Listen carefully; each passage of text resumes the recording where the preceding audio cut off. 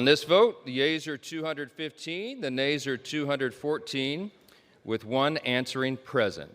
The bill is passed. I'm here at the U.S. Capitol, where the House of Representatives just barely passed the One Big Beautiful Bill that carries much of President Trump's agenda, including an extension of expiring tax cuts. We're delivering, and we're doing it in a big way. It's been a frantic couple of weeks of legislating here in the House to get this thing into its final shape. It's more than 1,000 pages. So it's got really like four components in some ways: tax cuts, tax increases, spending cuts, and spending increases. On the tax cuts, it extends all basically of the 2017 tax cuts that are expiring at the end of this year. On top of that, it implements versions of Trump's no tax on tips, no tax on overtime, no tax on the Social Security benefits. Spending cuts, right? Medicaid and SNAP, the Nutrition Assistance Program, both see reductions in future spending. The One Big Beautiful Bill, I think it's the biggest bill ever passed, and we got to get it done.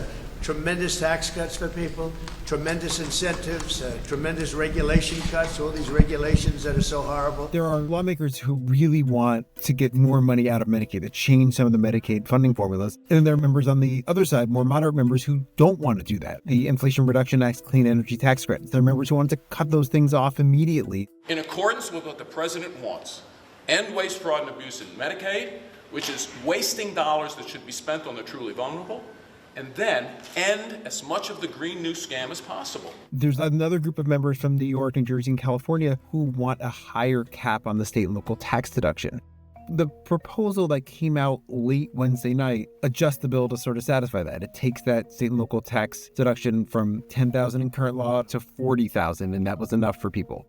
The IRA, Inflation Reduction Act, clean energy tax credits get phased out, some by the end of 2028 as opposed to going through 2031 in some instances. Medicaid's new work requirements get started in December of 2026 instead of in 2029. We've been working closely with Leader Thune and our Senate colleagues, the Senate Republicans, to get this done and delivered to the president's desk by our Independence Day. That's July 4th. Medicaid is a problem for some lawmakers in the Senate. You've seen Susan Collins of Maine, Lisa Murkowski of Alaska, Josh Hawley of Missouri all sort of raise concerns about where the Medicaid spending and changes are going. I'm not going to vote for Medicaid cuts, benefit cuts. Work requirements, fine. Democrats all voted against this bill on the House floor, and I don't expect any Democrats to support it in the Senate. The real betrayal, Mr. Speaker, is to the working people of this country who will pay the price so that billionaires can pay less in taxes. Republicans control the Senate on a 53 to 47 majority, so they can, just like in the House, lose 3 votes and still pass this. Their goal is to get it to Trump's desk by July 4th.